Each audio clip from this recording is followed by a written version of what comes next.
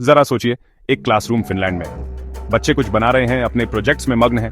हर बच्चा कुछ नया सीख रहा है और उनके चेहरे खिले हुए हैं। चेहरों पर उत्साह और जिज्ञासा साफ दिख रही है। हर बच्चा अपने तरीके से सीख रहा है और यह देखकर बहुत अच्छा लगता है। नया सीख रहे हैं, खेल खेल में मिलकर। यहाँ पढ़ाई बच्चों को आजादी देती है कि वे अपने हिसाब से सीखें और इससे वे और भी ज्यादा क्रिएटिव बनते हैं। माहौल बिल्कुल शांत है, कोई जल्दबाजी नहीं, बस समझना जरूरी है और सीखने का मजा। टीचर भी बच्चों को गाइड करते हैं बिना किसी दबाव के। अब इंडिया का एक आम क्लासरूम देखिए। बच्चे ध्यान से नोट्स लिख रहे हैं, हर बात को सुनकर अपनी कॉपी में लिख रहे हैं। माथे पर बल पड़े हैं, बहुत कुछ याद करने में लगे हैं। यहाँ का माहौल बिल्कुल अलग है, जहाँ बच्चों पर बहुत दबाव है। परीक्षा में अच्छा करने का दबाव साफ दिख रहा है बच्चों के चेहरों पर। बहुत ज्यादा कंपटीशन है और रटना ज्यादा जरूरी है नए तरीके से सोचने से। यहाँ पढ़ाई में क्रिएटिविटी के लिए बहुत कम जगह है। ये दोनों तस्वीरें दिखाती हैं कि फिनलैंड और इंडिया की पढ़ाई में कितना अंतर है। फिनलैंड में बच्चों को सीखने की आजादी है और इंडिया में परीक्षा और नंबर का दबाव। फिनलैंड बिना टेंशन वाली अच्छी पढ़ाई के लिए जाना जाता है। यहाँ बच्चों के दिमाग और शरीर दोनों के विकास पर ध्यान दिया जाता है। इंडिया में परीक्षा और नंबर ज्यादा जरूरी है। यहाँ बच्चों को सिर्फ अच्छे नंबर लाने के लिए तैयार किया जाता है, जिंदगी के लिए नहीं। फिनलैंड का एजुकेशन सिस्टम कमाल का है। यहाँ बच्चों को अलग तरीके से पढ़ाया जाता है, सिर्फ किताबों से नहीं बल्कि जिंदगी के बारे में सिखाया जाता है। टीचर दोस्त की तरह होते हैं और हर चीज समझने में मदद करते हैं। ये पुराने तरीकों से बिल्कुल अलग है। पहले बच्चे एक लाइन में बैठकर पढ़ते थे, लेकिन फिनलैंड में बच्चे छोटे छोटे ग्रुप्स में पढ़ते हैं। इससे उनमें टीम वर्क की भावना आती है। पीएसए जैसे बड़े एग्जाम्स में फिनलैंड सबसे आगे रहता है। ये दिखाता है कि फिनलैंड की पढ़ाई कितनी अच्छी है। यहाँ के बच्चे पढ़ाई में ही नहीं बल्कि हर चीज में अच्छे होते हैं। खास बात यह है कि ये सब कम स्कूल टाइम, कम होमवर्क और बिना टेंशन के होता है। बच्चों को खेलने और अपनी पसंद की चीजें करने का ज्यादा समय मिलता है। फिनलैंड में बच्चों के अच्छे स्वास्थ्य पर ध्यान दिया जाता है। फिनलैंड में बच्चों की बराबरी और खुशी पर जोर दिया जाता है। हर बच्चे को बराबर मौका मिलता है, चाहे वो किसी भी परिवार से हो। बच्चों की खुशी जरूरी है। यहाँ पढ़ाई हर बच्चे का हिकू है। फिनलैंड में हर बच्चे को अच्छी पढ़ाई मिलती है। यहाँ बच्चों को सबके साथ मिलकर पढ़ाया जाता है, जहाँ वे एक दूसरे से सीखते हैं और एक दूसरे की मदद करते हैं।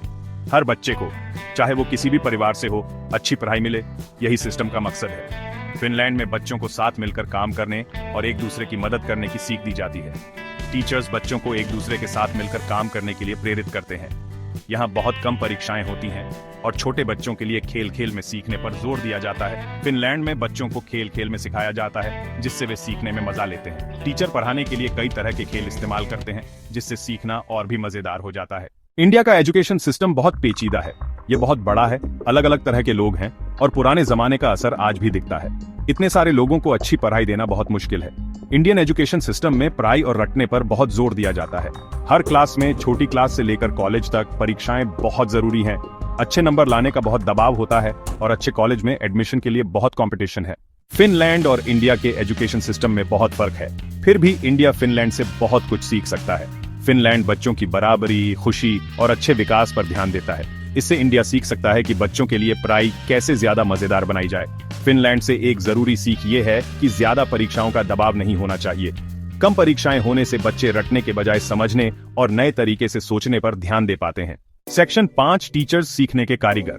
फिनलैंड के एजुकेशन सिस्टम की कामयाबी का राज उसके अच्छे और सम्मानित टीचर्स हैं। फिनलैंड में सभी टीचर्स के पास पढ़ाई में मास्टर्स डिग्री होती है। उन्हें क्लासरूम में पूरी आजादी होती है और वे हर बच्चे की जरूरत के हिसाब से पढ़ाते हैं। टीचर ट्रेनिंग में नए तरीके, क्रिएटिविटी और सीखने के शौक पर जोर दिया जाता है। टीचर्स सिर्फ जानकारी नहीं देते बल्कि बच्चों को सीखने में मदद करते हैं। एक्शन 6, आकलन पर पुनर्विचार, प्रेशर कुकर से ग्रीन हाउस तक। फिनलैंड की कामयाबी हमें बच्चों के सीखने का आकलन करने के तरीके पर फिर से सोचने पर मजबूर करती है। ज्यादा परीक्षाओं का दबाव बच्चों की क्रिएटिविटी को खत्म कर देता है, जैसा कि इंडिया में होता है। बच्चों को रैंक करने के लिए नहीं बल्कि सीखने में मदद करने के लिए आकलन होना चाहिए। इसके लिए जरूरी है कि बच्चों को हमेशा फीडबैक मिले ताकि वे अपनी कमजोरियों को दूर कर सकें। सेक्शन 7, रचनात्मकता और आलोचनात्मक सोच को बढ़ावा देना। आजकल सिर्फ रटना काफी नहीं है। हमें ऐसे बच्चों की जरूरत है जो न सिर्फ याद करें बल्कि समझें और नए तरीकों से इस्तेमाल करें।